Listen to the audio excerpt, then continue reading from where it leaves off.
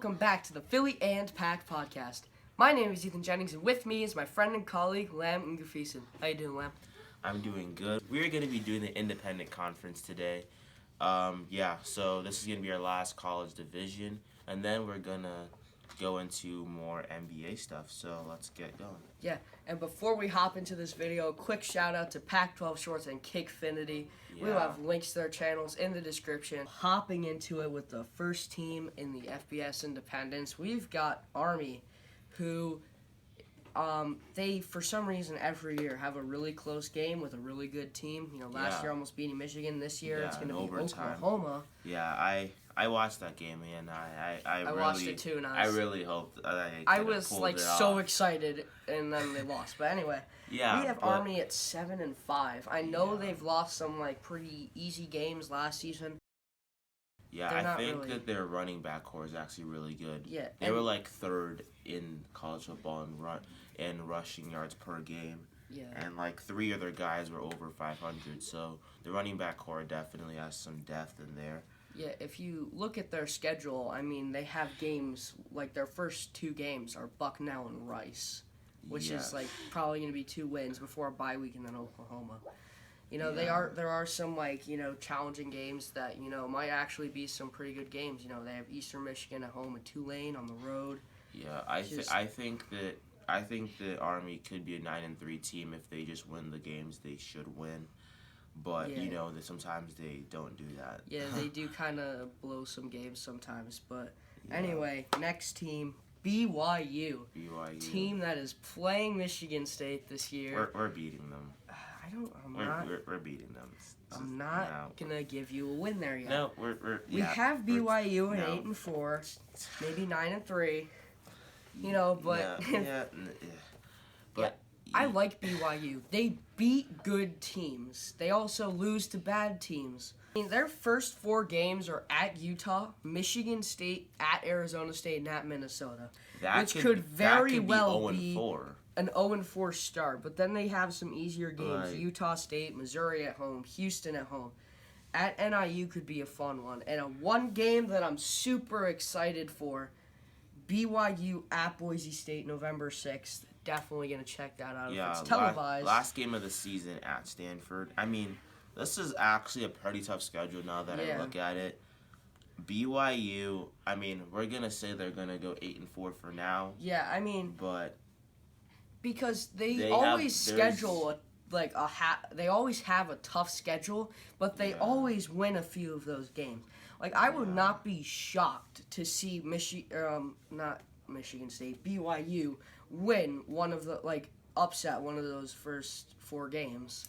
Yeah, I think they're probably gonna win 1 or maybe 2 of those first 4 games, because I mean, BYU likes upsets, but I mean they've beaten Wisconsin on the road. And I think we're actually putting them at maybe their ceiling at 8-4, because it's very easy in this schedule to slip up and go 7, 5, 6, and 6. I mean, definitely with that start, if they start 0-4, I don't think they'll go 8-4. I definitely think they'll drop a game against Boise State or Stanford. Next team up here, we got the Liberty Flames. I'm not really high on Liberty. I mean, they lost their running back too, if I'm not being mistaken, in the draft. So they lost a big piece there, and their team was already struggling last season. Yeah, Liberty is a very interesting case. They're very new to the FBS, but they have some games that they look really good in. They have some games that they look really bad in. But they're independent, so they can schedule whoever they want. And, you look at some of their games, early in the season, you got North Carolina A&T, which could honestly be a loss for them, because North Carolina A&T is a very good team in the FCS. But, games like Bowling Green, I think that's what's going to make or break their season. Playing, those lower caliber FBS teams. Can they get over that hump and maybe go 6-6? But we have them in between 4-8 and 6-6. We kind of have their ceilings down on here. I'm realizing. Yeah, But- we have them going 6-6 for what we wrote down, but they could easily, they could easily go lower than that. But the next team up here is New Mexico State, and what can you say? I mean, New Mexico State has struggled. 2-10. Yeah. That's what I have to say about that. Not even the worst team in the Independence. They're not the worst team in the Independence. New Mexico State is just, it's bad on bad. I don't know. And even having the liberty to choose their own opponents, they're still going to lose to almost all of them. Like I could see them going 0-12. Yeah. But we can give them at least 2 games.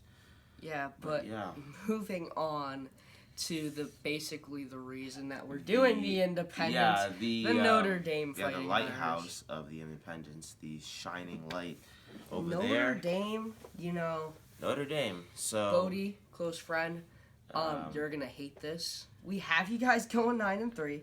Okay, before you freak out, hold on. Listen to some of your games. Did schedule a pretty hard schedule, which you usually don't. So I'm actually glad that you guys. Yeah, finally you guys are scheduling the worst division in. Just Power scheduling 5. Half the ACC, but let's. That Wisconsin game. I don't know why you guys think you could win that. It baffles me. You're not winning. Wisconsin is a good. In Green Bay, you're not winning. Do you watch Wisconsin? Yeah, I think Wisconsin could be a playoff team next season. Then you got games I know I'm looking at my phone. I'm sorry, I'm not looking up. But we got Wisconsin, Clemson, USC, and at Stanford. Pitt will be a tough game. Yeah, at Pitt and Stanford. I mean, those are 5 games we just named right there that you could possibly very much lose. So we are just gonna give you 2 of of them, games. and that's that's being helpful because you guys did lose. You guys did lose one of your good wide receivers, and you also lost your tight end. But I think Notre Dame is a talented team. You guys, so we have them at 9-3. Yeah, please don't freak out. Don't just spam the comment section. Just calm down. This is just an opinion. It's cool. We can move on now. Okay. Now we have the newest independent, UConn. Who has at Illinois and at Virginia and then Indiana back to back. Rough start. UConn is UConn actually scheduled a pretty hard schedule for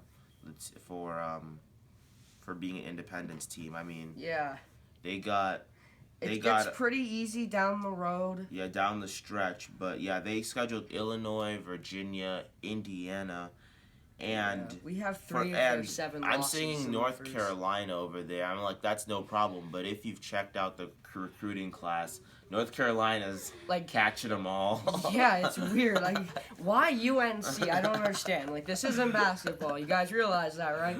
But I'm pretty sure that we have them at 5-7. 3 of their 7 losses being in the first 4 weeks. Yeah. And then you got a bye week at Ole Miss. You probably won't win that. UNC won't win that. Army, I don't think you'll win. So all a bunch of games. I mean, UConn could do pretty well, and UConn could do pretty well, but their schedule is just not forgiving. On to UMass, the worst team in the conference. We have them losing every game except for their one FCS game. So Albany. That's about it. There's not much to say about UMass. They are worse than every other team in the FBS in our mind. Yep. I don't think that there's anybody worse than UMass. I really don't. Me neither. I would put teams in the FCS against UMass. They would beat them. Yeah. I'm not saying that UMass against Albany is going to be an easy game for UMass because Albany is not a bad FCS team. Yeah. They probably might be next year, but I'm not sure. Quick video. Thanks for watching. Yeah. Leave a like and subscribe for more sports videos, and see you guys next time.